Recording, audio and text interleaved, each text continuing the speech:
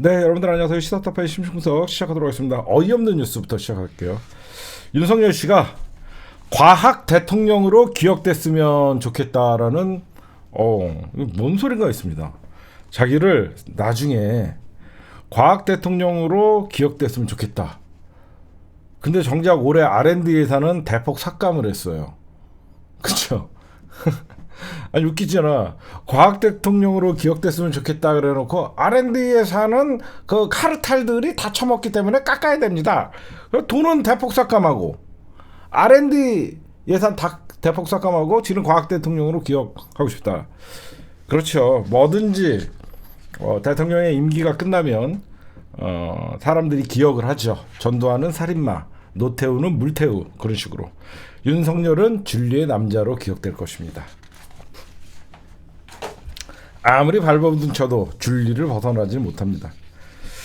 그 다음에 또 어이없는 뉴스 제가 하나 갑자기요. 감사원에서 그렇죠? 감사원에서 공수처를 감사하겠다라고 합니다. 이게 뭔 소린가 했더니 최근에 여러분들 전현희 전 의원님에 대한 표적 감사를 신고를 받고 고위 공수처에서 지금 감사원을 수사를 하고 있잖아요. 최재 감사원장이 내부에서 반대를 불구하고 지네가 공수처에 수사를 받고 있다라고 해서 감사원이 공수처를 사실상 조사를 한다고 합니다. 미친놈들이죠. 그렇죠?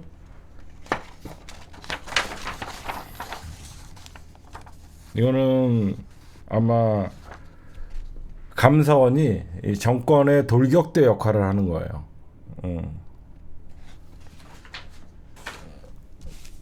그 다음에 한동훈이가 또 개소리 막말을 했습니다. 민주당이 여러분들 공천 배제 기준을 발표를 했죠. 민주당이 공천 배제 기준을 발표를 하니까 국힘당에서 한동훈이가 가장 먼저 한 게 이재명을 위한 맞춤형 공천 기준이다라고 얘기했어요. 그렇죠? 이재명 당대표를 총선에 나오기 위한 맞춤형 공천 배제다라고 씹으렸는데 국민의힘 공천 배제 기준을 봤어요.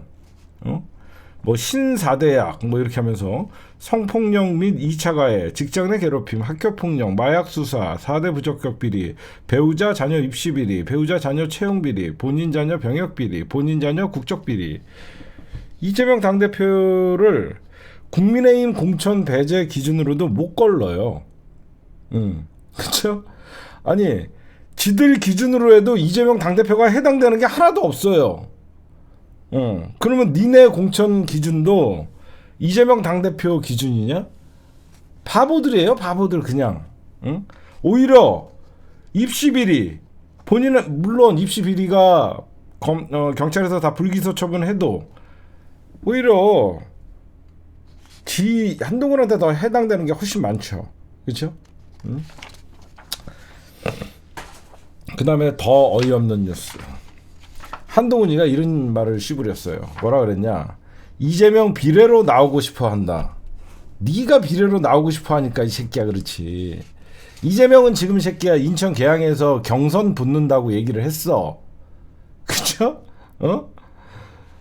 얘는 어디서 무슨 뉴스를 보길래 이재명 당대표가 비례로 나오고 싶어 한다라는 이런 개소리고. 아니 당대표가 되면 허위사실 유포를 이렇게 해도 되나? 네가 지금 총선 불출마 괜히 선언해놓고 비례라도 나갈 걸 아쉬워갖고 지금 네가 떠드는 거 아니야. 키가 이재명 당대표가 진 나갈 데도 없고 멍청한 거예요. 이런 가짜뉴스를 사형감 아닙니까? 가짜뉴스? 이해를 못하겠습니다. 그렇잖아요. 이재명 당대표 인천 계양에서 실질적으로 경선까지 붙는다. 그거 얘기 하나 하고 넘어갈게요. 이재명 당대표가 인천 계양에서 본인도 경선을 한다라고 얘기한 거는요. 역대 총선을 보면요. 당대표는 대부분 단수공천이었어요.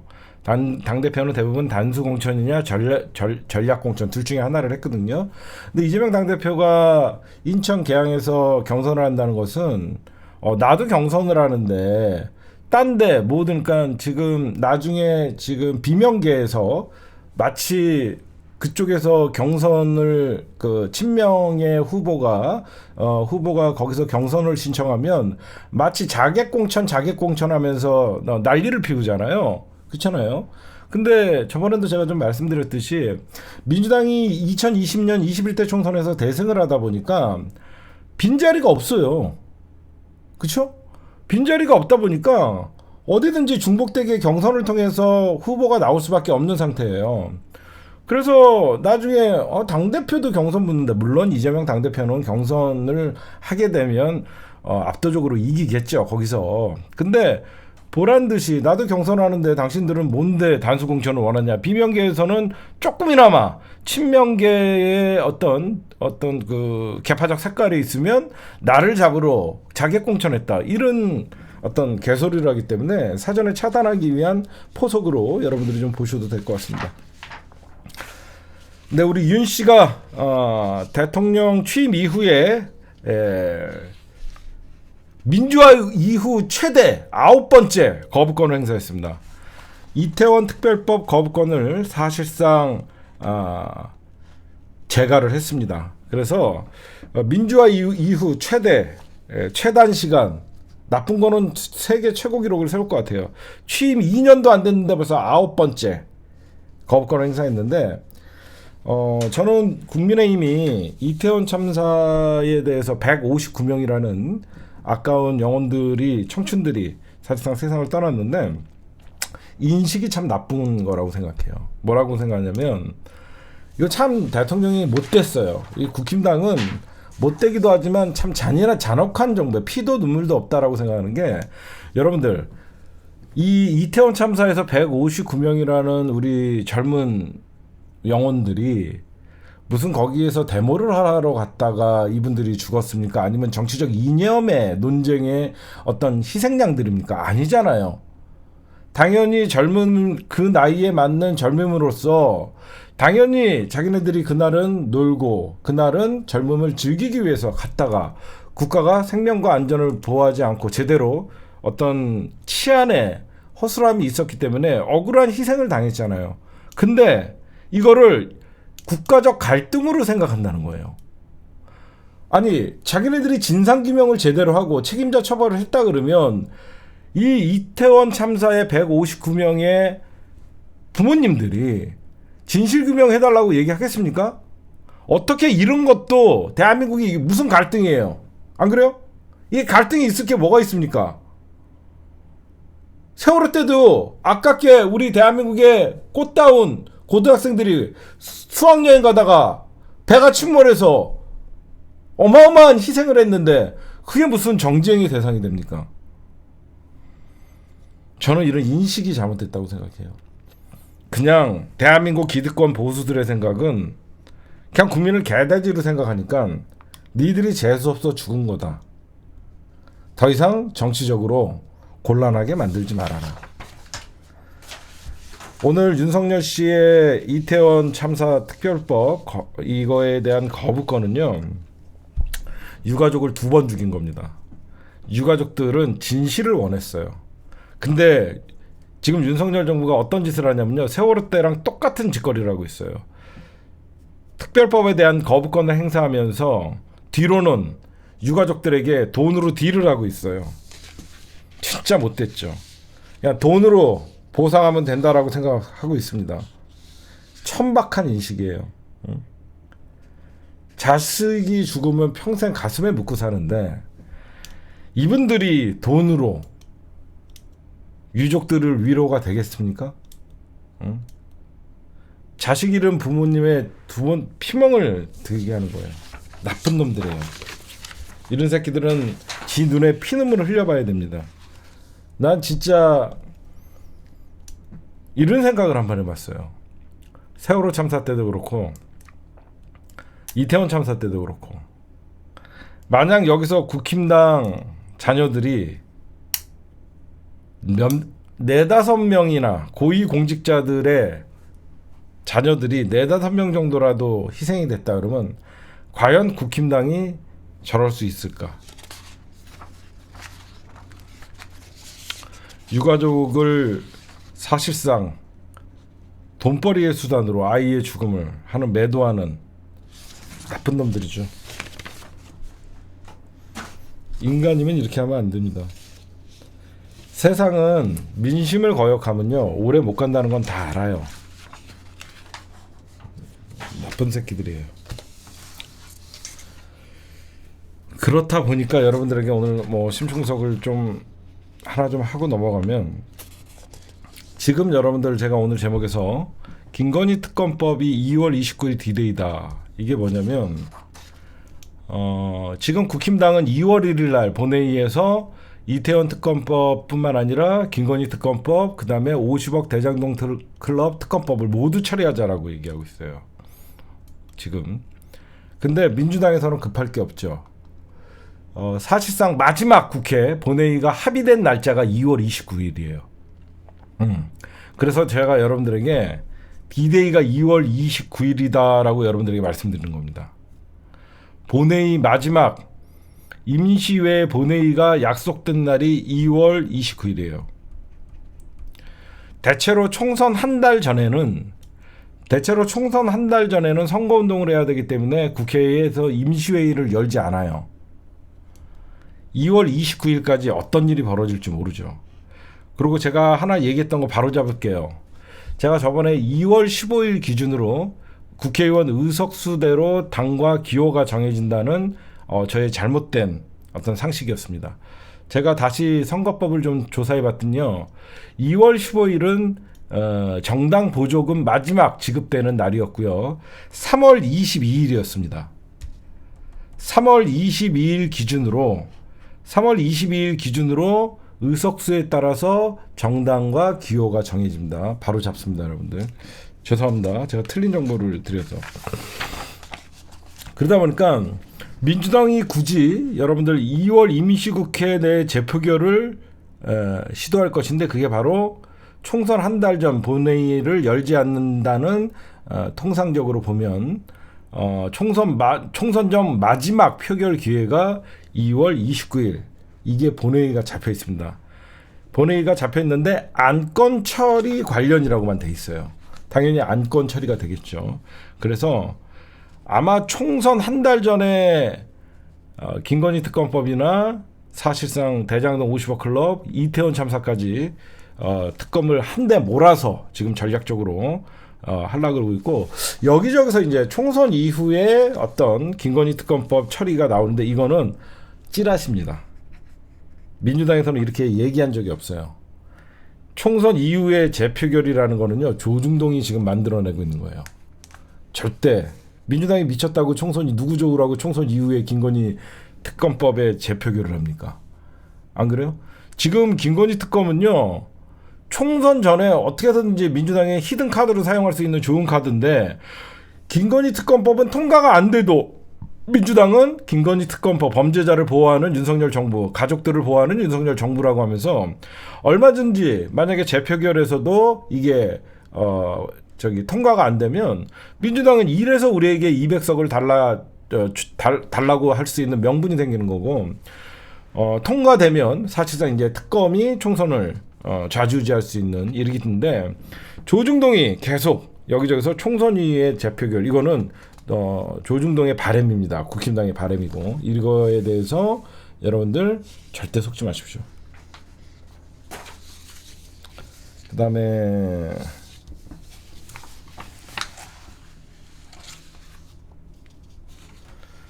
요 얘기 좀 할게요. 지금 국힘당이요, 벌써부터 보이지 않는 싸움이 붙었대요. 지금 언론에서는 잘 크게 보도를 안 하고 있는데, 지금 벌써부터 영남 중진, 그 다음에 PK, TK에서 중진들 많잖아요. 지금 이번 기회를 통해서 지금 제가 좀 국힘당 관계자들과 인터뷰를 좀 해보고 좀 취재를 해보니까요, 이번에 국힘당에서 사실상 엄청난 기존에 있던 정치 세력들이 자존심이 구겨졌대요. 자존심이.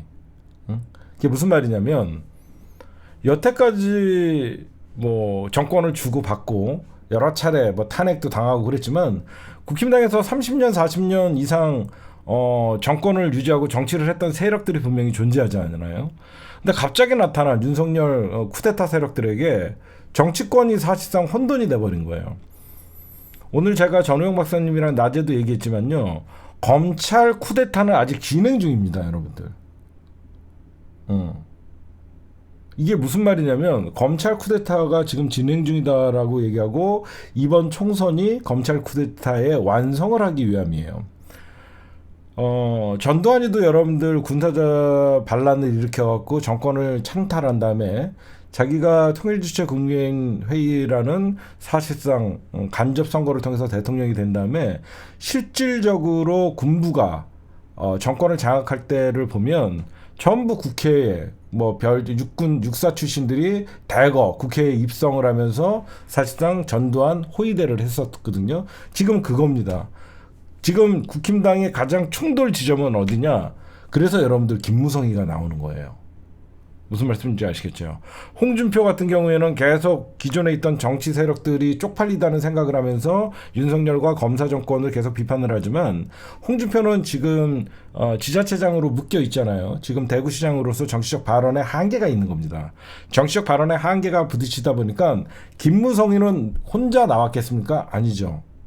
이대로는 안 된다. 이대로는 안 된다는 위기감 속에 조중동과 대한민국의 보수 기득권들이 사실상 똘똘 뭉쳐갖고 김무성이가 부산에서 영도에 지금 출마의 기지개를 펴고 있는 거예요. 그렇게 되면 이제 부산은 김무성이가 맡고 아마 그 영남 TK에는 주호영이가 아마 반기를 들고 오늘도 여러분들 아시다시피 나는 지역구를 갈 겁니다! 라고 하더니 김기현이가 드디어 본색을 드러냈죠. 지금 김기현이가 윤석열이가 불출마 요구를 사실상 묵살시키고 윤석열 정부가 제대로 일을 못했다. 그렇죠? 이거 아주 쇼킹한 이거 정면으로 받아버린 거예요. 당대표를 사실상 찍어내기로 밀려났던 김기현이가 울산 남구의 출마 선언 이건 뭐죠? 윤석열이가 분명히 너 출마하지 말라였어요. 너 출마하지 말라라는 경고를 무시하고 나는 나갈 겁니다. 가가멜이 결국은 울산 남구 출마 선언한다는 것은 윤석열과 힘겨루기를 해보겠다는 거예요. 기존의 정치 세력들 간에. 그러다 보니까 윤석열은 어떻게 돼요? 마음이 바빠지는 거예요. 완전한 쿠데타의 성공은 자기를 지켜줄 수 있는 검사들이 대거 21대 총선에서 당선돼서 국회에 진입하는 거죠. 그래서 또 다른 후계자를 양성을 하고 본인이 언제 탄핵당할지도 모르고 자기의 어떤 대통령 기간 이후의 안위를 생각하는 거죠.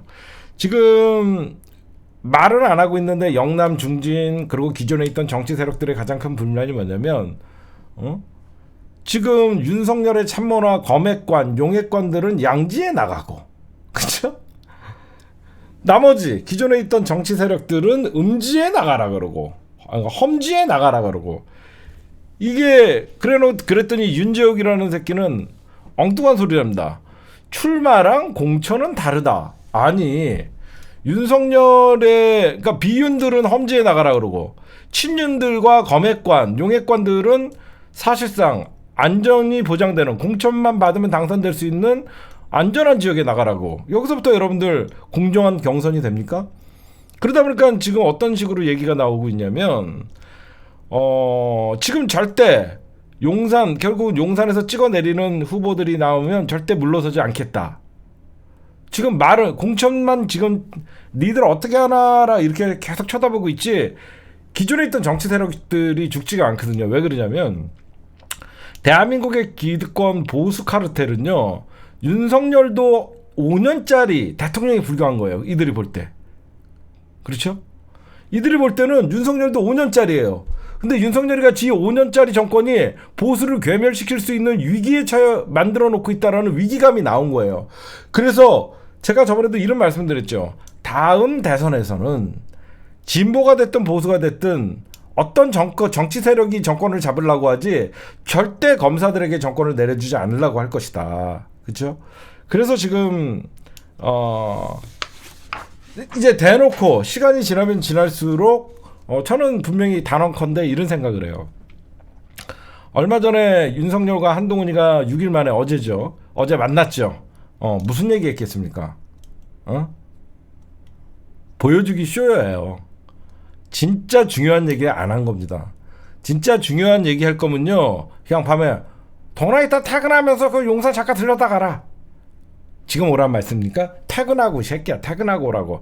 그러니까 저보러 지금 직접 차를 몰고 제 자리가 있습니까? 이런 미친 새끼의 형수가 보대잖아 이거예요. 한동훈이 술도 안 먹어요.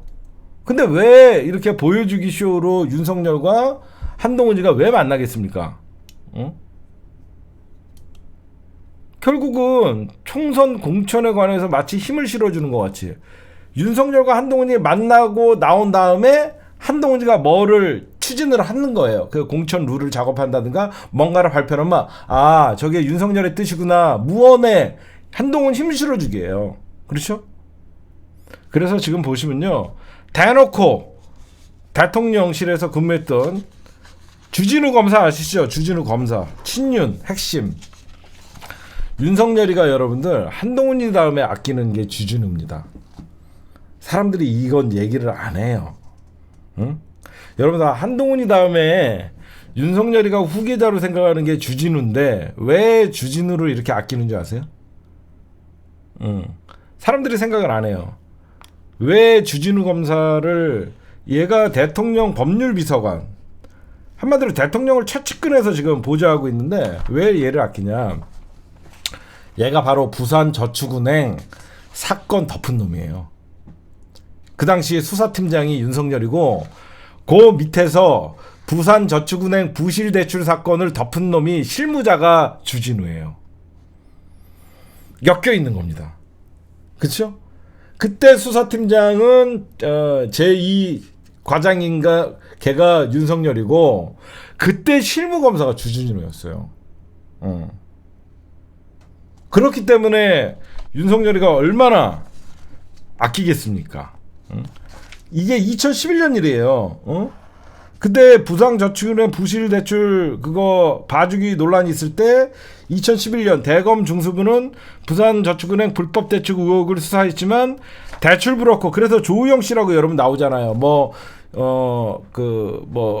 지금 뉴스타파가 지금 탄압받고 있는 게 조우영 씨가 윤석열을 만나갖고 커피 한잔 먹고 갔다 이건데, 당시 부산저축은행 사건의 주인 검사는 윤석열 대검 중수 이과장이었지만 그 당시에 직접 이 현장에서 수사를 했던 게 주진우고, 이 조우영, 그 당시에 대출 브로커라고 했던 조우영의 변호사가 누구였다?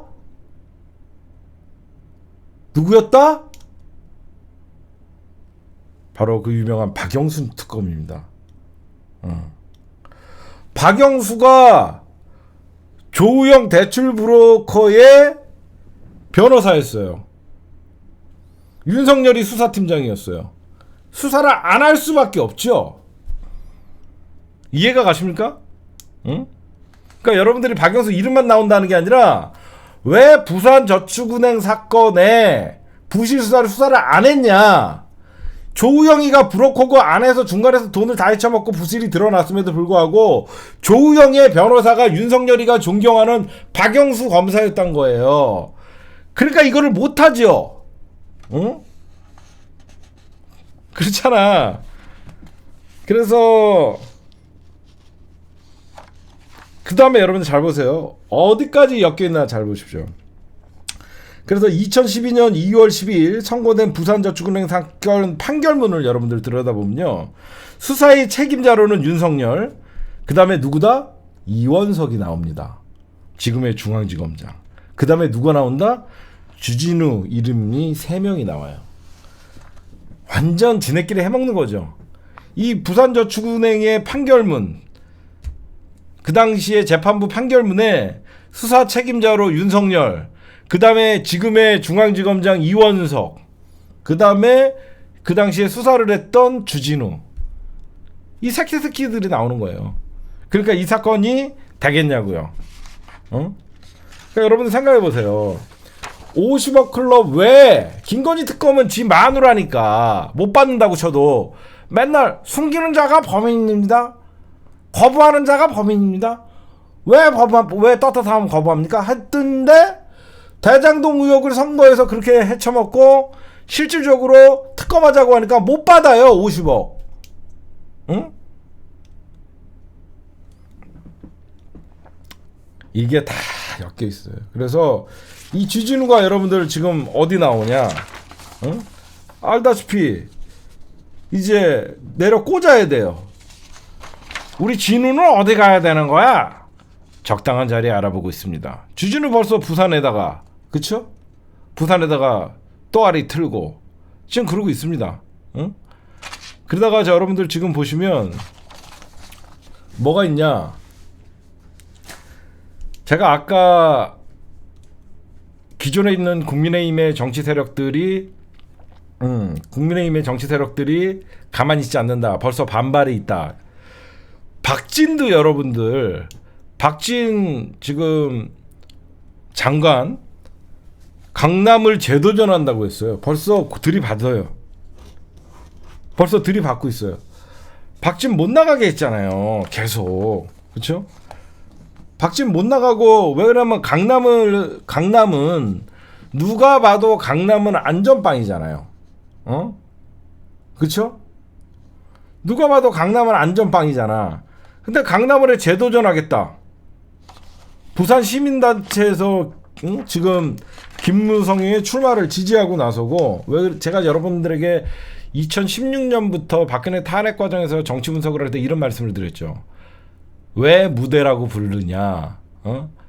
김무성이가 사실상 아직까지도 나이 먹고 꼰대 소리를 듣지만 이 보수 카르텔에서 가장 조직력을 많이 갖고 있는 것은 김무성이다.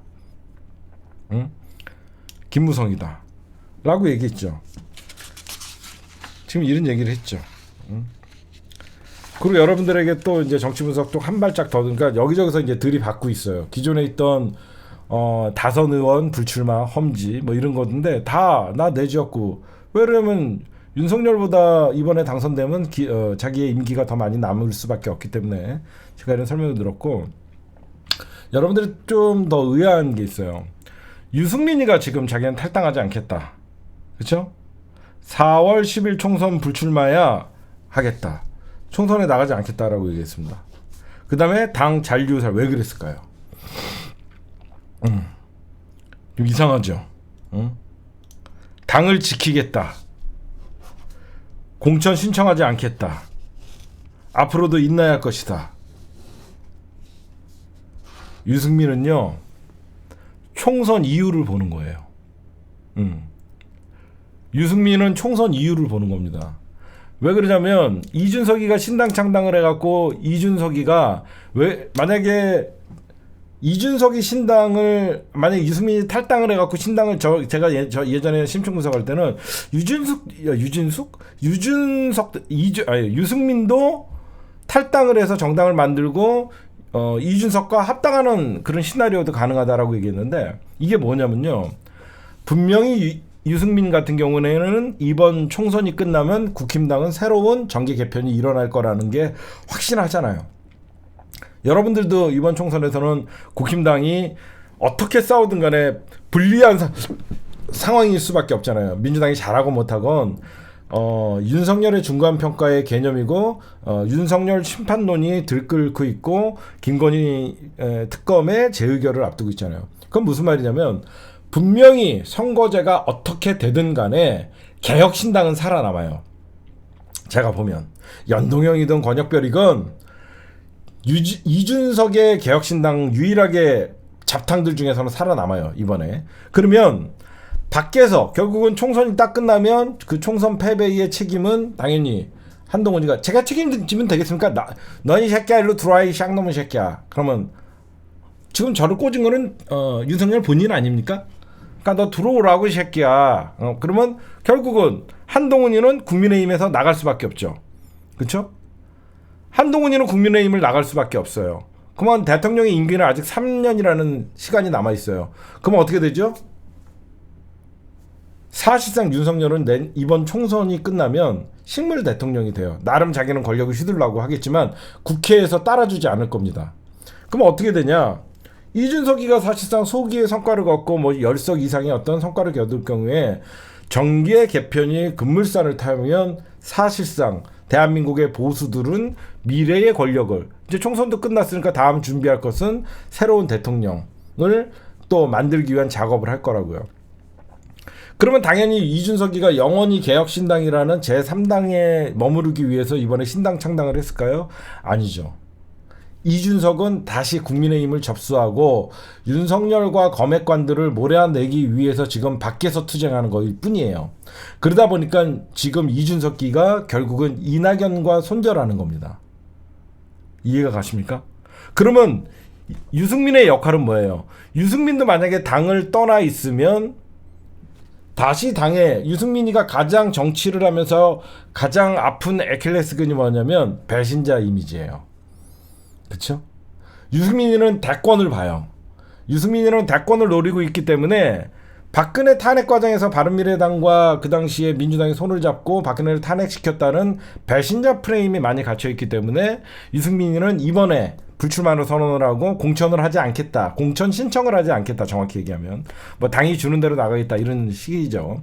실질적으로 유승민이는 이번 총선에 불출마를 하고 당을 지키겠다. 라고 하면 자연스럽게 4월 10일 총선 이후에는 국힘당이 경량 속으로 휘말릴 때 총선 불출마와 당을 지켰던 유승민이가 대안으로 떠오를 수밖에 없겠죠. 그렇죠? 당연히 유승민에게 많은 사람들이 중도 보수 뭐 따뜻한 보수 하면서 그러면 당연히 당 안에서 유승민이 밖에 있는 이준석과 손전을 잡으려고 하려고 그러면 밖에서 국민의힘을 흔들 경우에는 연결고리가 부족하지만 이준석이 밖에서 흔들고 안에서 이준석에게 손을 내밀어주는 정치인이 있어야 되는 거죠.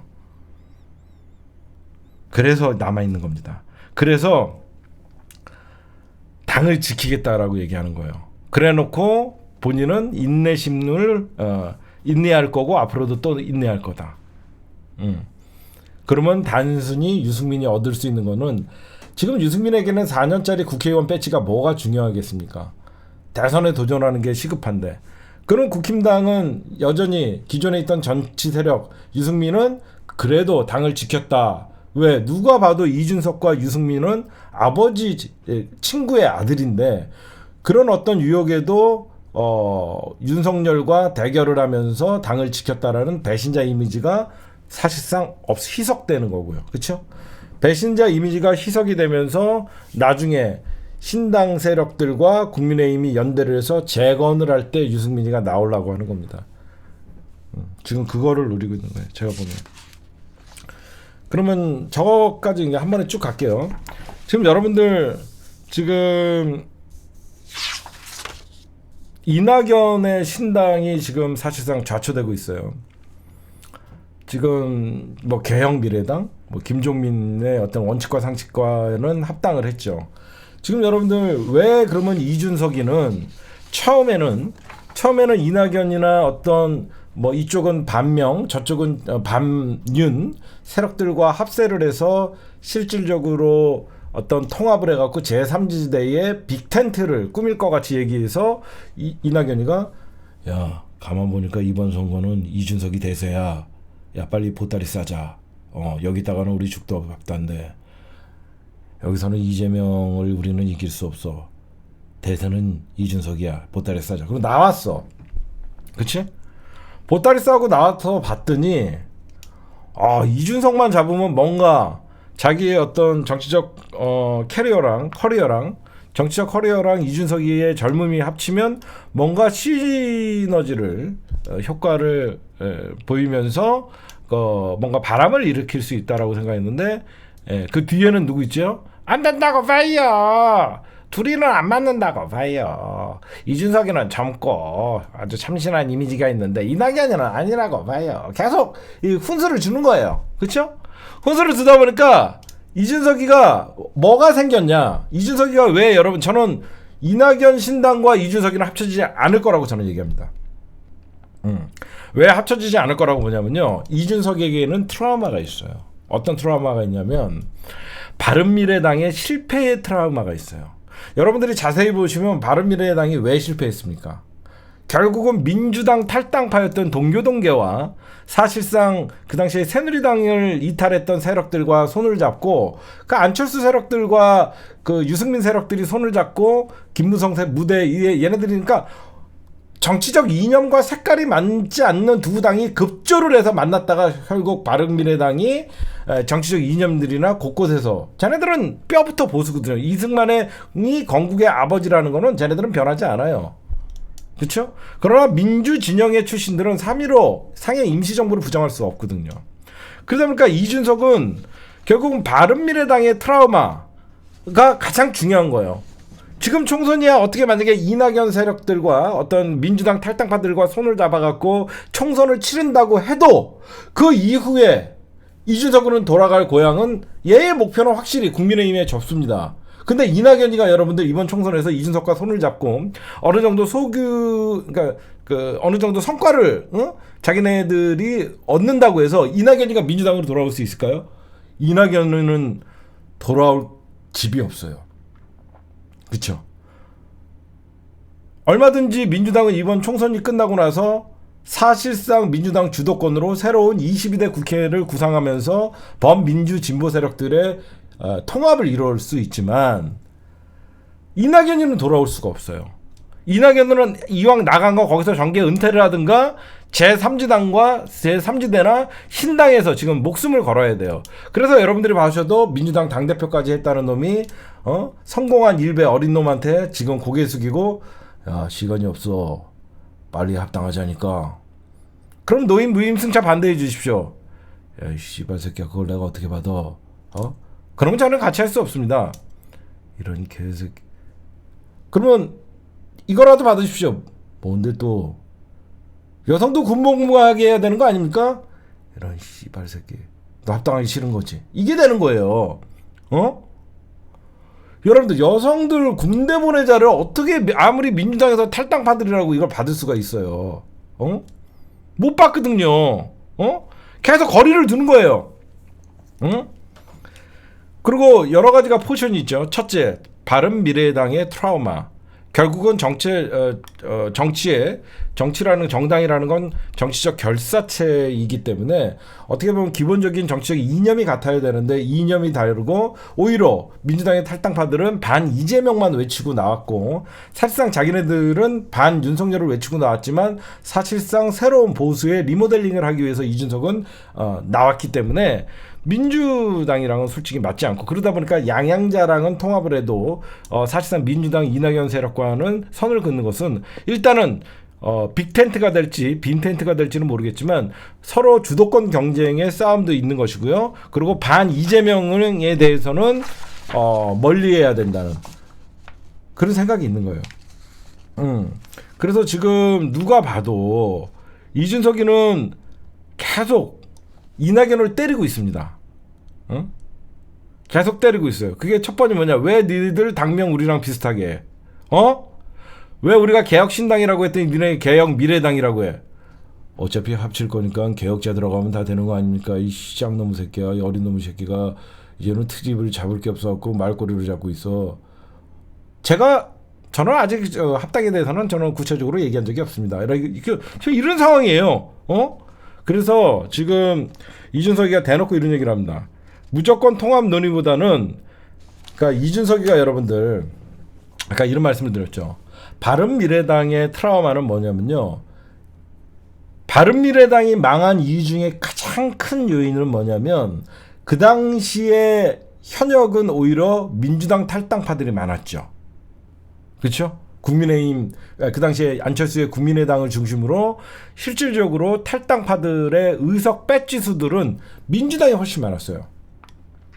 그러다 보니까 바른미래당의 실패는 결국은 색깔이 다른 두 정당이 합쳐져 갖고 억지로 물감을 섞다 보니까 물과 기름이 되면서 사실상 섞이지 않았던 거예요. 이준석이의 생각은 어느 정도 기를 좀 들여놓고 합당을 하더라도 만약에 최악의 상황에 만약에 마지막 순간에 합당을 하더라도 먼저 스스로 자강론을 일으키는 겁니다. 그러니까 이준석 신당이 총선 이후에 오랫동안 사실상 국민의힘을 바로 접수를 못할 거 아니에요. 밖에서 어느 정도 시간이 걸릴 정도로 버틸라 그러면 스스로 일어설 수 있는 자각 능력이 있어야 되는 거죠. 만약에 총선에 이낙연 세력과 손을 잡고 총선을 치렀는데 야 고맙다 이번 너 덕분에 우리도 그래도 원내 교섭단체라도 이뤘으니까 우린 우리 갈 길 갔나. 너한테 고개 숙이느라고 참 힘들었다. 이 시장놈 새끼야. 뭐 이렇게 나가버리면 전체적으로 개혁신당이 흔들린다는 거죠. 그렇죠? 그래서 누가 봐도 이준석이는 통합보다는 자강의 무게를 실는 거예요. 먼저 스스로들이, 그러니까 이준석이는 아쉬울 게 없는 거예요. 뭐가 아쉬울 게 없냐? 자기네들은 개혁 보수로서의 선거만 치러도 된다는 거예요. 굳이 민주당의 반명 세력들을 흡수해서 사실상 우리를 찍으려고 했던 국힘당 지지자들에게 외면을 받을 수 있다는 거죠. 과연 이낙연이가 탈당을 해서 개혁신당에 합류했을 때 플러스 요인이 맞나 마이너스 요인이 맞나는 이준석의 판단이고, 만약에 플러스 요인이 조금 더 있다 그래도 실질적으로 개혁신당이 총선 이후에 더 얼마나 흔들어대냐. 탈당파들이 여러분들 보통 사람들입니까? 여기 가갖고 기득권 못 지키니까 나와갖고 반명이라는 이름으로 신당을 창당했거든요. 그러니까 사실상 보수의 가치를 걸고 이번 총선을 치를 수 있다는 스스로의 자각력을 키우는 거예요, 현재. 그렇죠? 이준석 같은 경우에는 굳이 우리는 언제든지 이낙연이나, 그러니까 저쪽은 니네끼리 그냥 신당 만들어갖고 니들 민주당 표 뺏어가라. 우리는 알아서 중도와 보수의 표를 가져가겠다. 요 작전이죠. 그러면 당연히 이준석 같은 경우에는 급할 게 없죠. 중도에서 이준석의 지지율이 높으니까. 그래갖고 제가 여러분들에게 이낙연 탈당을 굉장히 비판했던 게 그거예요. 이낙연이 너 지금 결국은 이재명 도덕성과 사법 리스크 때문에 민주당이 앞으로 사실상 뭐 집권하기 어렵다 이런 개소리 하면서 나갔지만, 너 결국은 탈당하는 순간 너는 결국 민주당과 적이 돼야 되는 것이고, 민주당을 까갖고 표를 얻어올라는 못된 정치를 할 수밖에 없다.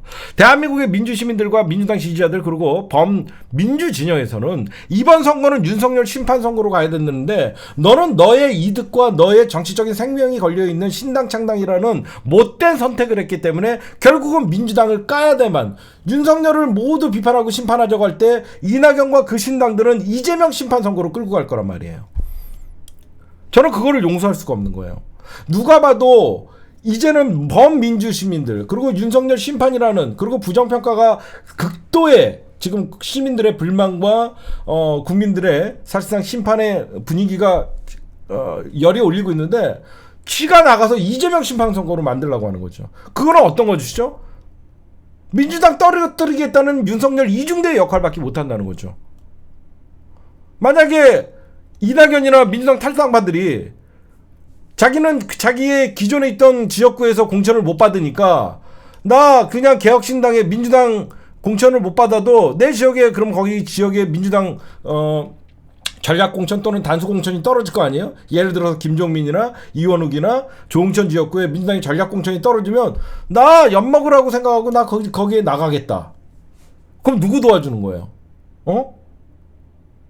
얼마 전까지 민주당의 옷을 입고 있던 새끼들이 결국은 민주당 떨어뜨리기 위해서 나오는 새끼들밖에 더 됩니까? 결국은 윤석열 이중대 역할을 하는 거예요. 그래서 제가 엄청난 비판을 한 거고, 여러분들에게 제가 오늘 국민의힘의 사정을 내부 사정을 여러분들에게 자세하게 설명드리면서 유승민의 스탠스가 왜 불출마를 선언을 하고 왜 불출마 플러스 당에 남겠다라고 얘기한 것은 총선 이후의 국민의힘의 정치 변화, 총선 이후의 당 개혁, 그리고 외부에서 총선을 이끌 이준석의 성공 여부를 모든 걸 따져서 자기는 대통령으로 나가야 되는 미래 권력자라는 이미지를 심어주면서 유승민의 가장 정치적 아킬레스건이었던 배신자 이미지를 탈퇴하면서 유승민이는 당을 끝까지 지켰다는 이미지가 포함되는 것이고, 그 다음에 이준석이가 처음에는 낙성연대니 뭐니 호들갑을 떨면서 언론의 어떤 지원 사격을 받으면서 사실상 민주당 탈당파들과 통합을 할 것 같이 제스처를 취하다가 시간이 흘러가면서 왜 소극적으로 민주당 탈당파들과의 거리를 두기를 하냐.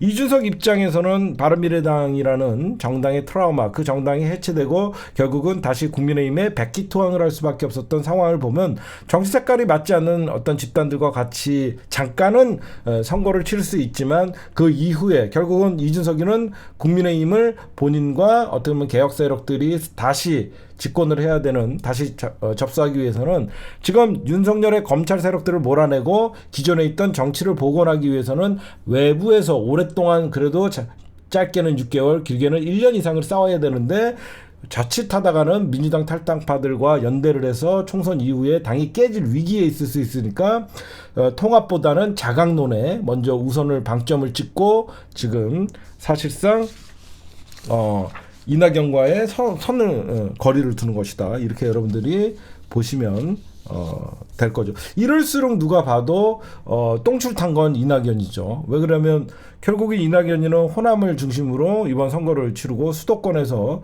어떻게 뭐 만약에 그 민주당 지역구에 어떤 지금은 탈당을 했지만 자기 지역구를 계속 고집을 한다 그러면 수도권에서는 전 민주당 의원 대 현 민주당 의원 대 국민의힘 이렇게 3파전으로 선거를 치르게 되면 실질적으로 이낙연의 탈당은 민주당 엿먹으라는 탈당밖에 안 되고 결국 역사적인 죄인으로 남을 것이다. 그러니까 민주당 공천자들이나 민주당 후보자들 떨어뜨리는 윤석열의 도우미로 전락할 것이다. 저는 이런 말씀을 드리고 양양자가 이런 얘기를 하잖아요. 양양자가 현재 이준석 신당의 원내대표를 맡고 있는데 양양자 빅텐트는 어렵다.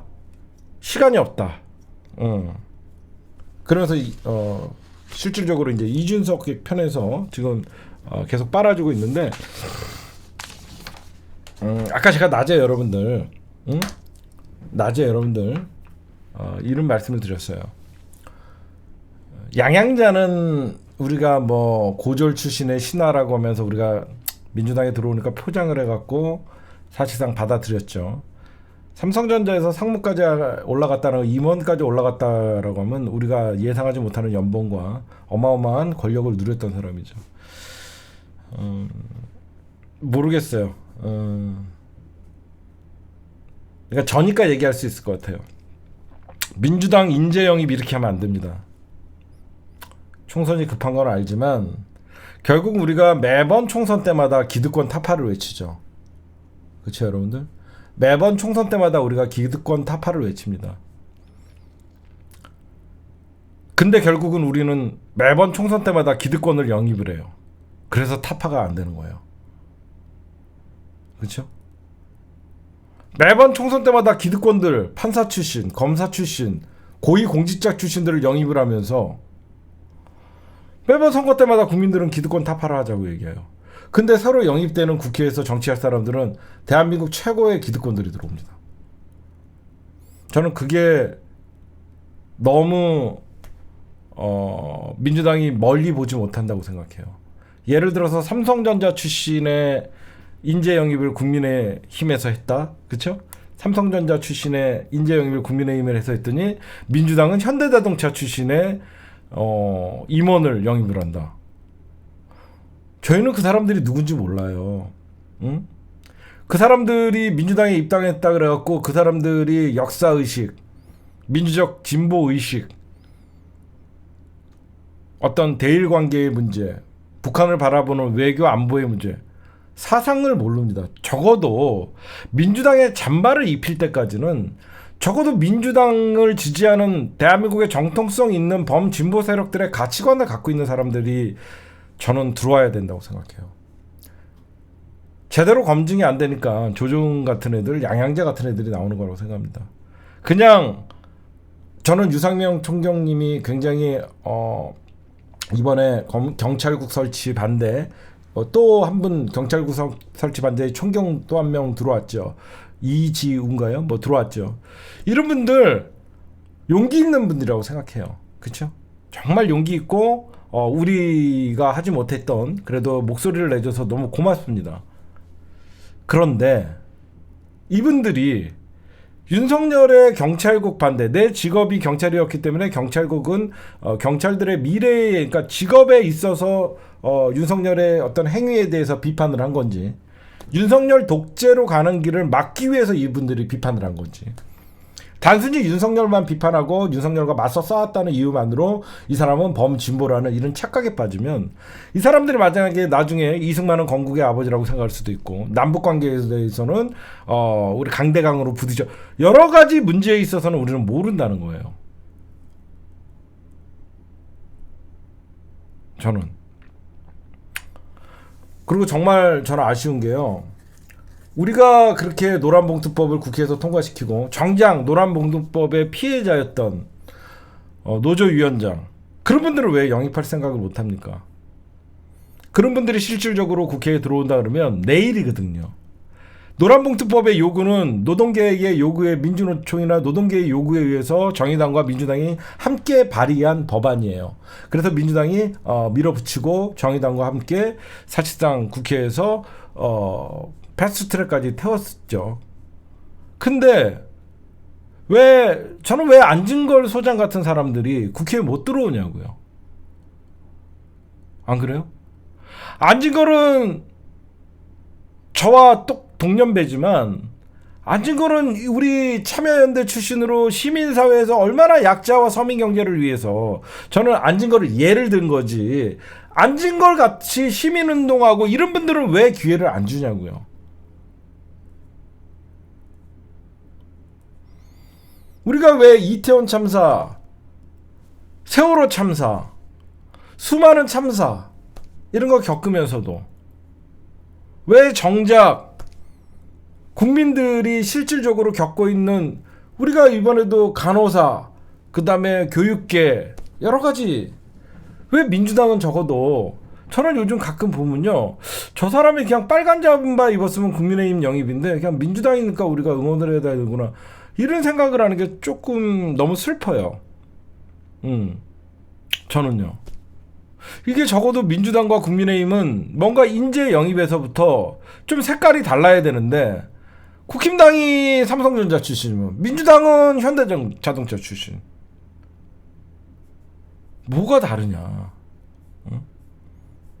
왜 정치는 늘 변호사, 판사, 검사, 총경 정작 약자와 서민들의 문제에 대해서 그분들이 얼만큼 알겠냐? 그 사람들이 배가 고파 본 적이 있겠냐? 그분들도 당만 민주당이지 그분들도 대한민국에서 높은 고위공직자로서의 부를 누리고 기득권을 누린 사람들 아니냐? 물론 인성이 다르겠죠. 양심도 있으시고요. 그런데 적어도 민주진보 진영의 확장성은 적어도 민주당이 국민의힘과 다르다라는 얘기를 들으려 그러면 평범한 시민이 정치할 수 있는 토대를 만들어주는 저런 민주당이 돌아왔으면 좋겠어요. 2016년도 인재 영입 때부터 판사, 검사 출신들이 마구 국회에 들어오기 시작하고 예전에는 진짜 농사짓던 그 농민들도 국회에 도전을 하고 그랬는데 좀 어느 순간부터 인재 영입이 셀럽들의 잔치가 아닌가. 그러다 보니까 느닷없이 백종원 스스로 입에서 민주당과 국민의힘 양쪽 정당에서 다 제안을 받았다.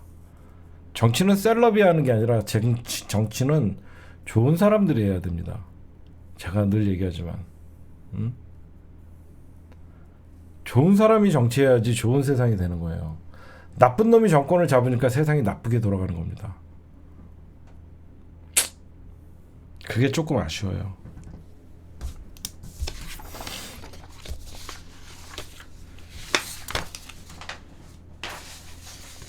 좋은 분들이 좀 많이 들어왔으면 좋겠어요. 근데 정치가 워낙 극단적으로 흘러가다 보니까 그렇죠? 그러니까 왜 맨날 무슨 김앤장 출신, 대기업 출신, 네이버 출신, 변호사 어딘 막 출신, 막 그런 사람들만 모아놓고 그런 사람들한테 약자. 그 사람들은 여러분 생각해보세요. 김앤장 출신들이 아스팔트 거리 동지들과 만나서 국밥을 먹겠습니까? 그 사람들은 그냥 대한민국 최고의 사람들만 늘 상대했던 사람들이에요. 그냥 그 사람들 주변이 다 기득권이에요. 그런 사람들이 어떻게 국민들이 뭐가 필요하고 뭐가 지금 가장 절실한지 뭘 알겠습니까?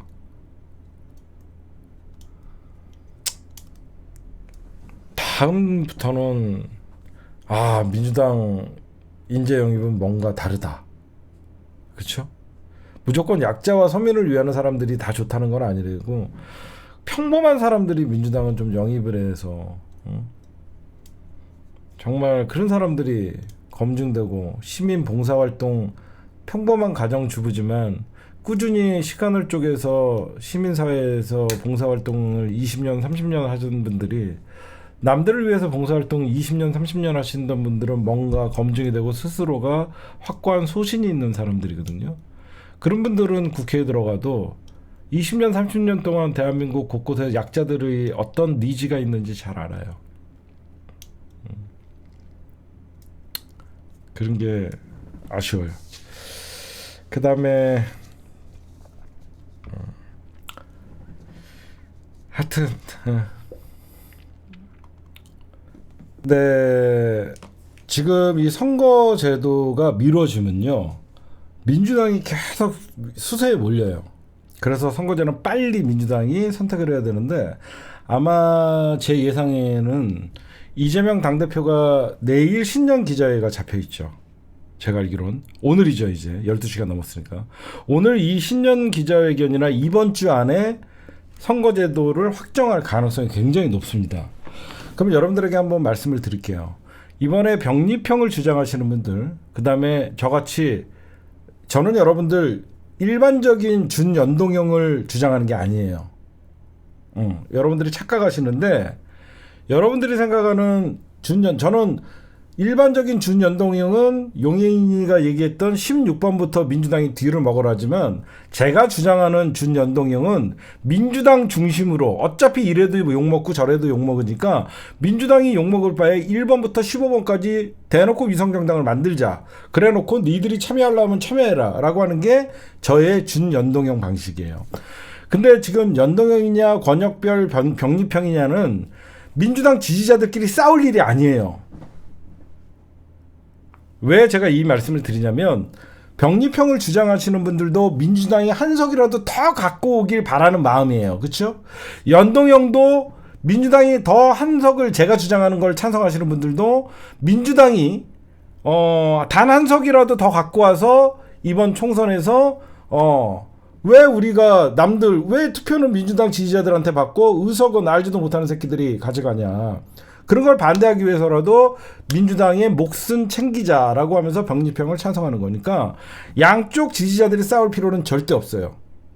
그렇죠? 둘 다 민주당을 위하는 마음이에요. 그거를 사전에 깔고 제가 주장하는 연동형은 민주당이 들러리로 참여해서 민주당 지지자들의 표를 가져가갖고 어부지리로 엉뚱한 놈들 1번부터 15번까지 당선시키는 꼴을 못 본다. 그래서 민주당이 플랫폼 정당이 되는 것이고 위성 정당이 그 다음에 그러니까 제가 말씀드리는 것은 2020년 더불어 시민당이 했던 역할을 민주당이 이제는 대놓고 하라는 겁니다.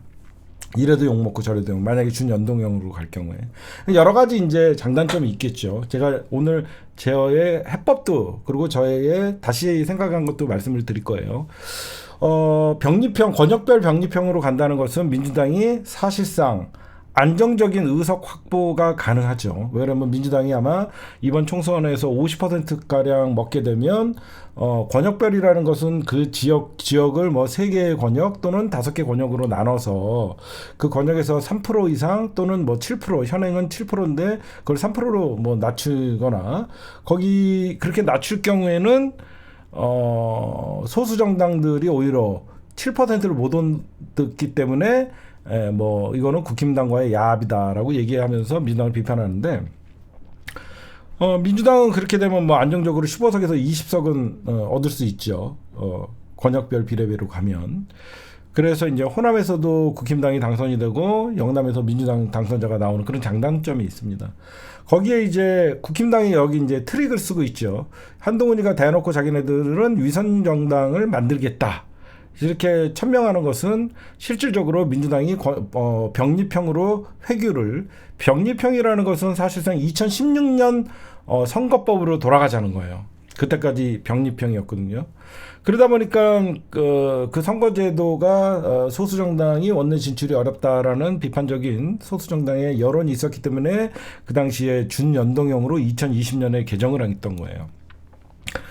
그러면 병립형으로 돌아갈 경우에는 민주당의 의석수 확보나 국힘당의 의석수 확보가 보장되기 때문에 양당 기득권 정치고 사실상 국힘당과 손을 잡았다라는 민주당의 오류가 사실 오점이 남을 수 있어요. 그래서 그거는 민주당이 짊어지고 가야 될 총선 이후에 윤석열 퇴진의 어떤 힘의 분산이 될 수밖에 없죠. 왜냐하면 대한민국의 소수 정당은 이 모든 잘못이 국힘당의 오만함과 국힘당의 자기 이득밖에 모르기 때문에 대한민국 선거법이라는 거에 대해서 절대 민주당과 합의를 안 해주기 때문에 사실상 민주시장이 분란이 일어나는 거니까 원인은 국민의힘이에요. 근데 소수정당은 총선이 끝나면 민주당에게 화살을 겨눌 것이고 그 결정을 한 이재명 당대표에게 화살을 겨눌 거기 때문에 사실상 이재명 당대표는 대권을 바라보고 가야 되는 사람 입장에서는 굉장히 불리할 수밖에 없다라는 건 그건 제 생각이고요. 그 다음에 이제 준연동형 같은 경우에 제가 주장했던 것은 저도 그건 반대예요. 왜 민주당 지지자들이 표를 얻어갖고 왜 엄한 애들 1번부터 15번까지 당선시키고 민주당 의원들은 5명, 6명밖에 당선을 못 시키냐. 이거는 불합리하다. 우리가 더 이상 당할 수 없다. 그래서 민주당이 오히려 플랫폼 정당이 돼서 이래도 욕먹고 저래도 욕먹을 바에는 민주당 주도로 그 야권 통합을 이루는 그런 진보 세력의 어떤 비례대표제를 만들자. 저는 그러니까 이론상으로는 저는 제 말이 맞다라고 생각해요. 민주당의 의석도 확보하고 명분도. 아까도 잠시 말씀드렸듯이 20년 동안 말을 안 해도 한 곳을 봤던 정청래 의원과 김원준 총수가 왜 내가 이번에는 다른 곳을 봐나. 제가 이제 이분들의 생각을 어떤 생각인지 좀 제가 자세히 살펴봤어요. 이게 뭐냐면 왜 병립형으로 가야 되는 이유가 타당해요. 어떤 타당함이 있냐면 지금 병립형으로 갈 경우에는 이낙연 신당이나 사실상 이번 선거는 잡탕 선거가 된다는 거예요. 이낙연 신당뿐만 아니라 그러니까 이준석 신당 빼고는 외부의 갈라치기들이 사실상 병립형으로 돌아갈 경우에는 신당 창당 세력들을 싹을 잘라버릴 수 있다라는 거예요. 민주당 분열 세력들. 왜냐면 자기네들 그러니까 이준석 신당 정도는 살아남았겠지만 나머지 신당들은 권역별 병립형으로 회귀할 경우에는 그들이 의석을 확보하는데 사실 쉽지가 않거든요. 그리고 이번 만약에 민주당이 어떤 야권 통합을 위해서라도 준연동형으로 갈 경우에 여러분들 지금 민주진영이 거의 7개로 쪼개져 있습니다. 제가 분석을 좀 했더니 진보당과 여러분들 녹색 진보당이라고 합당을 했다라고 하지만 녹색당과 진보당도 정의당도 달라요. 여기에 또 진보당과 노동당도 달라요. 또 여기에 용해인의 기본소득당과 사회민주당도 달라요. 민주진영이 과연 의석 배분을 어떻게 할 것이냐. 정의당은 대놓고 5석 이상 달라 그러고 녹색당도 만약에 3석 이상 의석 배분 자체가 안 된다는 거예요. 이분들이 생각할 땐 준연동형으로 한다 그래도 의석 배분을 어떻게 할 것이냐. 민주당이 1번부터 15번까지 한다 그러면 이 새끼들 참여 안 할 거 뻔하다. 그럼 또 민주당이 위성정당 만들었다 그러면서 이래도 욕먹고 저래도 욕먹는다. 그 얘기를 들으니까 이 민주진보 진영이 자기 주장이 너무 강하거든요. 제가 2020년에 겪어봤잖아요. 소수 정당들을 모았는데 각자 주장하는 게 결국은 민주당이 위성정당 만들면 국힘당에서 비판받는 것보다는 민주진영에서 비판을 하는데 결국 민주진영에서 자기네 의석을 확보하기 위해서 민주당을 압박을 하는 것이거든요. 그래서 저는 이런 생각을 해요. 연동형이든 병립형이든 권역별 병립형이든 지금은 조기에 결정하라. 이거는 이재명 당대표가 시간을 끌면 이거 잘못하다가 특검까지 나중에 묻혀버리고 분열이 일어날 수가 있어요. 결론은 민주당을 위한 선거를 해야 되는 게 저는 민주당 지지자잖아요. 그렇죠? 민주당 지지자예요, 저는. 그래서 너무 당연한 얘기지만 민주당의 결정에 우리는 찬성을 해야 되고, 준연동형으로 갈 경우에도, 만약에 민주당이 준연동형으로 갈 경우에도 1번부터 15번까지를 민주당이 확보를 해야 된다. 저는 그렇게 생각해요. 저는 병리평, 권역별 병리평으로 가면 이게 국민의힘과 손을 잡았다는 명분 싸움에서 지는 것이고, 연동형으로 간다 그래갖고 민주당이 손해만 볼 수는 없잖아요. 그렇죠? 민주당이 여러분들 손해만 볼 수는 없어요. 그건 저도 반대예요. 왜 민주당 지지자들이 투표를 하는데 16번부터 엄한 새끼들 15명을 우리가 당선시켜야 되냐고. 저는 그건 절대 반대고, 만약에 민주당이 연동형으로 갈 경우에는 민주당이 중심이 돼서 플랫폼 정당을 만들어라. 저번에도 얘기했듯이. 병지평으로 갈 경우에는 빨리 결정해라. 이게 시간이 지나면 지날수록 시끄러워질 문제예요. 민주당 안에서. 지금 소수 정당들은 이번이 마지막 기회라고 하면서, 여러분 생각해보세요. 송영길 신당 소리 나오죠. 지금 민주 진영에서 수없이 많은 비례정당들이 과연 지네 말대로 준연동형으로 했을 경우에 의석 배분을 어떻게 할 것이냐.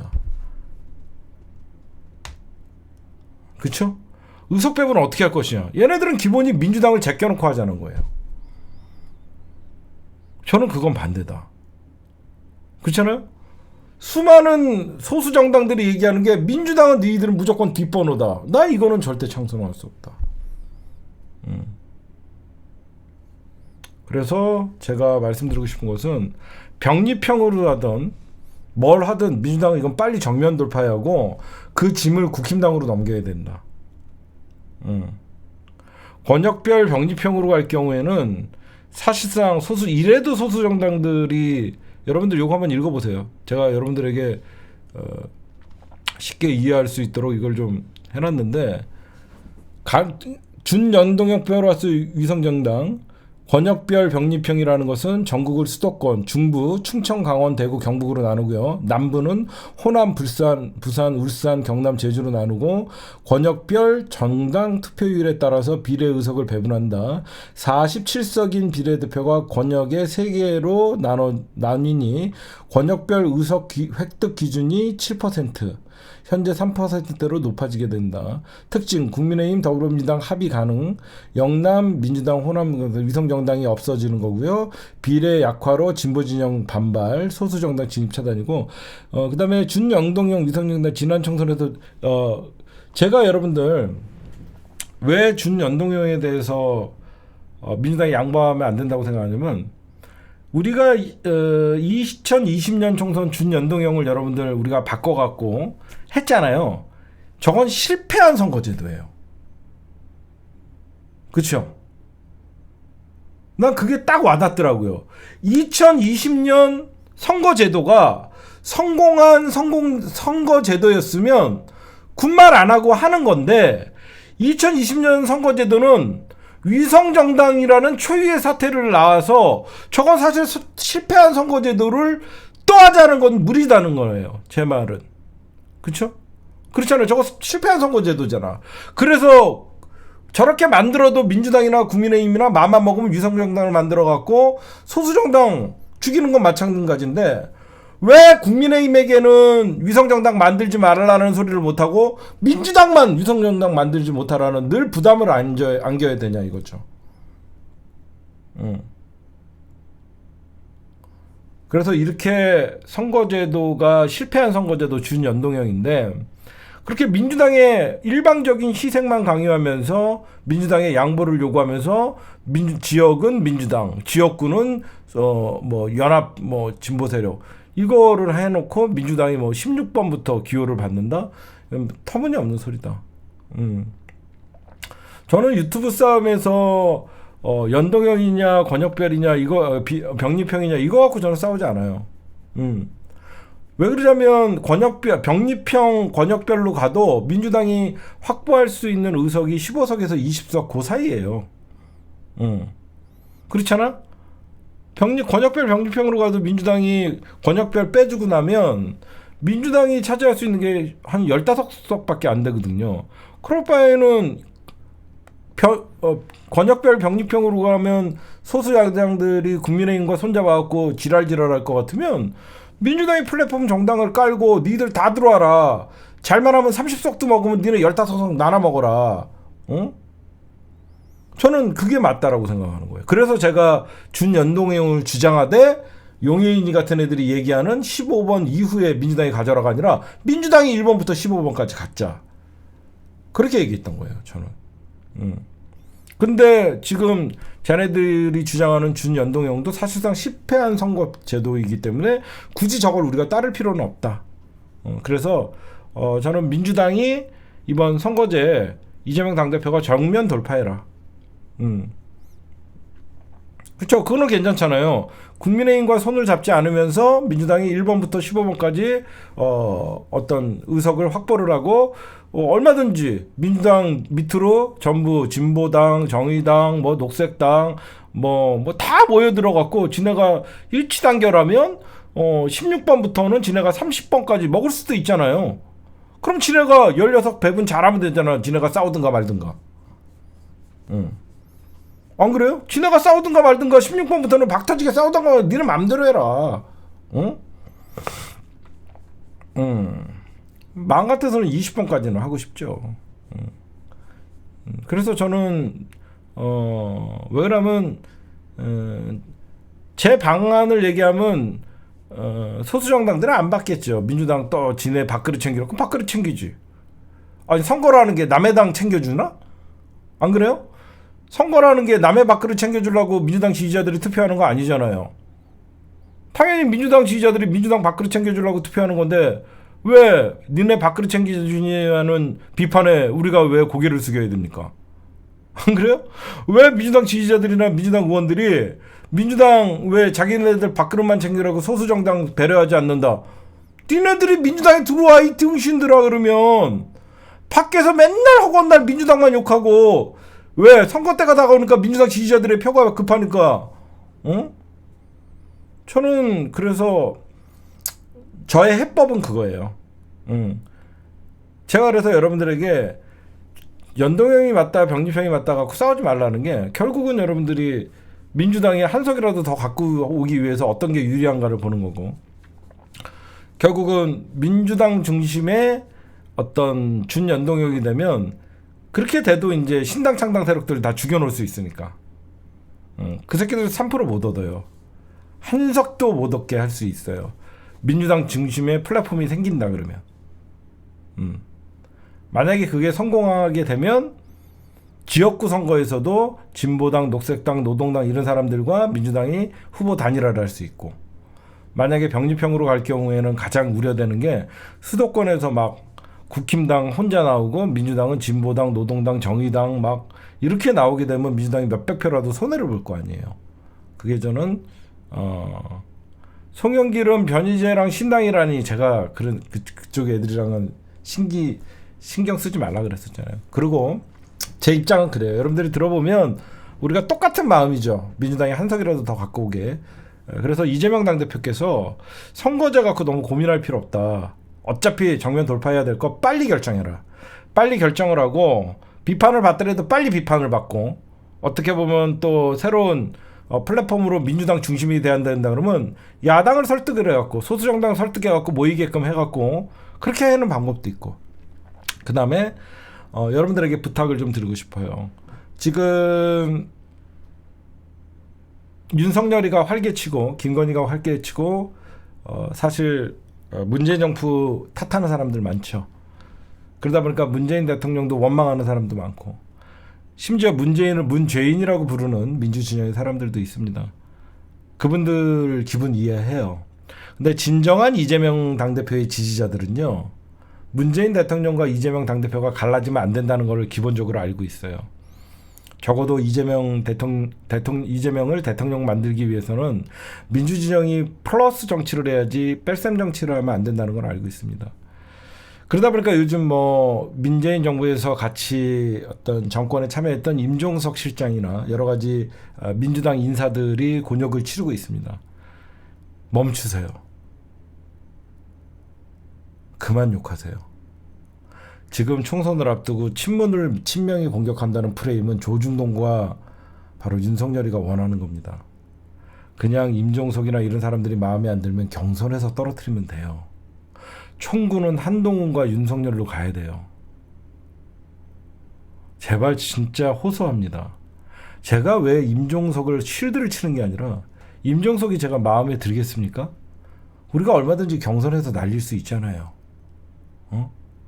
지금 와서 추미애 장관도 자중하셔야 돼요. 이제 와서 임종석을 욕하고 내부 싸움으로 번지시키면 민주당 지지자들 분열밖에 더 됩니까? 안 그래요, 여러분들? 그래도 추미애 장관님도 문재인 정부에서 법무부 장관 하신 분이잖아요. 같이 국정을 운영했던 사람들 이제는 나는 잘했고 너거를 잘못했다라고 하면 지지자들이 굉장히 머리가 아프고 혼란스러운 거예요. 그러니까 어쨌든 간에 여러분들이 마음에 들지 않는 사람들이 친문이건 비명이건 우리가 얼마든지 공천해서 그 지역에 좋은 후보들이 가면 그분들을 선택하면 되는 거잖아요. 근데 벌써부터 민주당 지지자들 안에서 싸움 벌어져 갖고 얘는 떨어뜨려야 돼. 지금 여러분들 민주당에 공천 시청한 사람 떨어뜨리는 게 중요한 겁니까? 윤석열 퇴진을 위해서 민주당이 뭉쳐갖고 이번 총선에 승리를 하는 게 중요한 거예요. 어떤 게 더 이재명 당대표에게 도움이 됩니까? 너무 한심스러워서 그래요. 이제 총선 70일 남았어요. 임종석 인기 없으면 여론조사나 경선에서 날아가는 거예요. 그럼 지도 부족했다라는 거 알고 후보 불출마 선언을 하는 겁니다. 이제 와서 윤석열 정권의 탄생을 임종석이 했다. 이제 와서 누구 타갖고 그게 뭐가 됩니까? 싫은 사람들은 조용히 경선에서 날려주면 자연스럽게 도태되고 그 사람들 정치 생명 끊을 수 있어요. 자꾸 민주당의 문제가 더 크게 보이면요.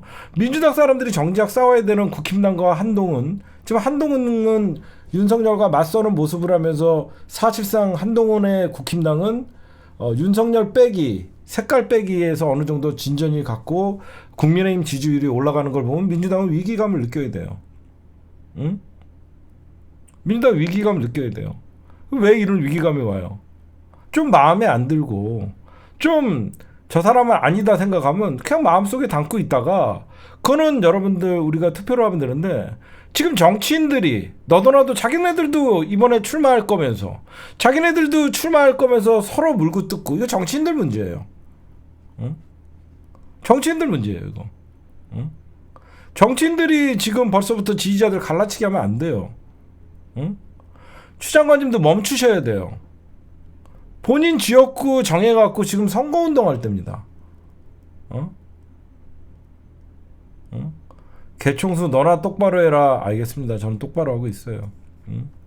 그래서 지금 누가 봐도 여러분들 지금 총선 앞두고 플러스 정치를 해야 되고 마음에 안 들면 아유 신경 쓰지 말고 얼마나 나쁜 놈들이 지금 많아요. 언제까지 저 새끼 죽여야 할 겁니까? 언제까지 문재인 탓하고 언제까지 저 새끼 죽여야 할 거냐고요. 그게 과연 이재명 당대표에게 도움이 될까요? 이재명 고립시키는 거 아니에요? 이재명 고립시키는 거 아니냐고요.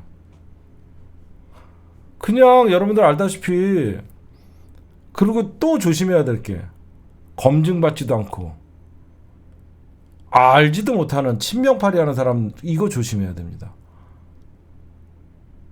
그쵸? 우리 친명하면서 막 주장하는 사람들 중에 내가 봐도 모르는 사람이 반 이상이에요.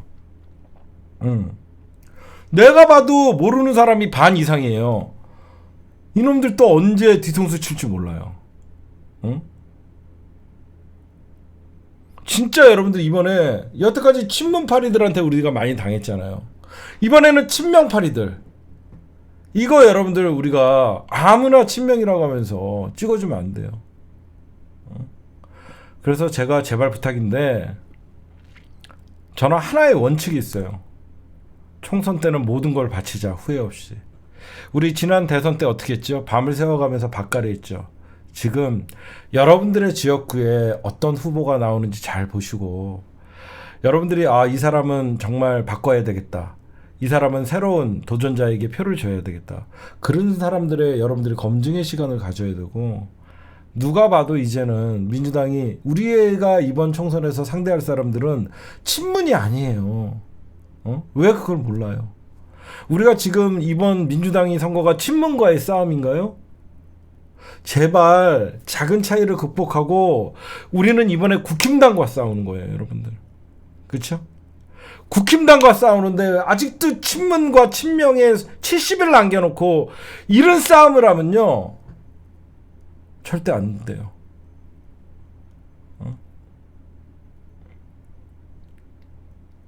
그렇잖아. 누구를 위한 친명 친문의 갈라치기인가?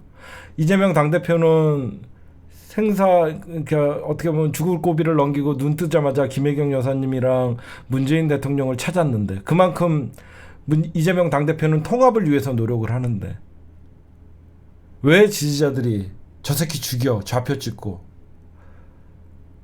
그만할 때도 됐잖아요.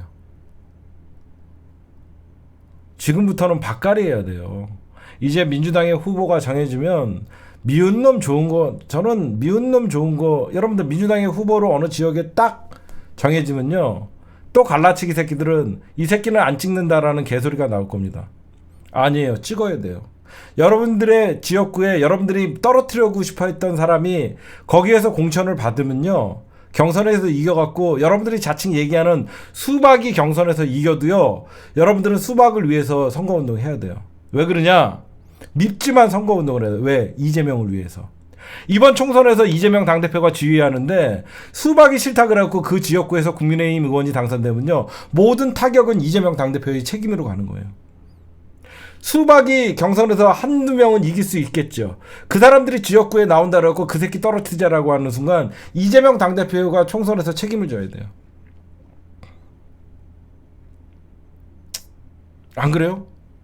이번 총선 이재명 당대표의 중간평가이자 윤석열의 정권 심판론이에요. 내가 미워하고 수박이라는 이유만으로 투표를 포기하거나 국힘당을 찍는다, 이런 사람들은 민주당 지지자가 아니고 이재명 당대표 지지자도 아니에요. 경선에서 더욱더 열심히 그런 말도 안 되는 수박들이라고 생각하는 사람들 떨어뜨리려고 선거운동하고, 여러분들을 으쌰으쌰 해갖고 사람들에게 알리고 최대한 걸러내고, 그럼에도 불구하고 살아남는 놈이 있으면 그 사람 응원해야죠. 민주당 이재명 당대표가 총선을 진짜 온갖 풍파를 겪고 당대표로서 총선을 지휘해서 지역구에서 170석을 얻은 당당한 당대표의 모습을 보여주는 게 좋겠습니까? 수박들 찍기 싫어갖고 국민의힘이 130석을 얻고 민주당이 지역구에서 140석을 얻는 게, 여러분들 어느 게 더 민주당의 이재명 당대표를 위하는 길입니까? 그쵸?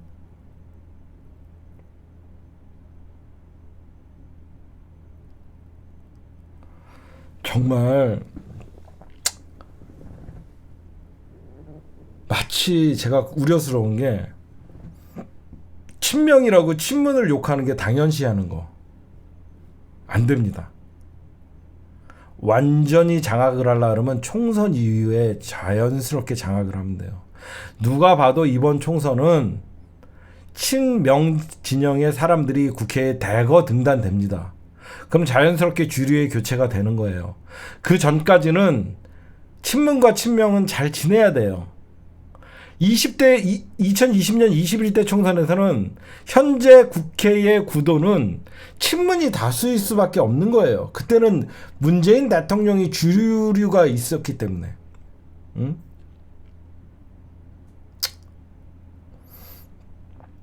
제발 싸움은 국힘당이고 모든 화력은 국힘당을 떨어뜨리기 위해서 민주당 지지자들이 합세를 해야지, 내가 평소에 싫어했던 사람이라 그래갖고 개인적인 감정으로 투표를 포기하거나 국힘당 찍을란다, 그거는 박계시언이라는 윤석열을 지지했던 이낙연 지지자들과 뭐가 다릅니까? 안 그래요, 여러분들? 이낙연 지지하면서 이낙연이 대선 경선을 떨어지니까 윤석열 지지한다라고 변절을 했던 그런 민주당 지지자들과 뭐가 다르냐고요. 우리는 그러면 안 되잖아요. 우리는 어쩔 수 없이 이런 국힘당이라는 대한민국의 가짜 보수 정당이 있는 한 미워도 민주당, 실망해도 민주당, 아쉬워도 민주당을 찍을 수밖에 없잖아요. 제발 그렇게 됐으면 좋겠어요. 더 이상 여기저기 다니면서 문재인 대통령 욕하고 친명이 아니라는 이유만으로 친문 진영의 의원들이 욕먹고 멈추십시오. 지금은 그럴 때가 아니에요. 정말 친문이 믿고 여러분들이 얘기하는 수박이라고 생각하는 사람들은요, 조용히 경선에서 내 표를 행사하십시오. 그게 도움을 주는 거예요. 지금 선거 70일 앞두고 조중동이 이간질을 시작했더라고요. 개딸들 나서서 임종석 떨어뜨리기 시작했다. 개딸들이 어디 있는데? 안 그래요? 개딸들이 어디 있다고 또 조중동에서 친문과 개딸 갈라치기가 들어왔어요. 제가 왜 오늘 이런 얘기를 하냐면, 오늘 중앙일보 기사가 딱 보는 순간, 아, 이 새끼들이 이 공천을 앞두고 개딸 프레임을 또 친문 치는 구도로 쓰는구나. 이제 멈추십시오, 여러분들. 앞으로 적어도 우리 중심을 잡는 우리 시사타파 회원 여러분들, 개국본 회원 여러분들, 우리 민주 시민 여러분들은 절대 총선 70일 남겨놓고 언제까지 문재인 대통령 탓할 것이고 친문을 적대시하고 그런 지지자는 되지 맙시다. 이재명 당대표에게 1도 도움이 안 됩니다. 저는 그 얘기하고 싶었어요, 여러분들. 뭐 제 오늘 방송에서 뭐 여러분들에게 100% 동의하라는 거 아니에요. 제 속을 보여드릴 수는 없지만 전 국힘당이 너무 싫어요. 국힘당이 단 한 석도 안 가져가게 하는 게 이재명 당대표를 대통령 만드는 길이라고 생각하고 윤석열을 하루라도 빨리 끌어낼 수 있는 저는 길이라고 생각해요. 그래서 모두가 우리가 마음에 드는 이재명 당대표를 돕지는 않더라도 민주당 중심으로 모여야 된다는 얘기를 한 거예요, 여러분들. 오늘 방송은 여기까지만 할게요.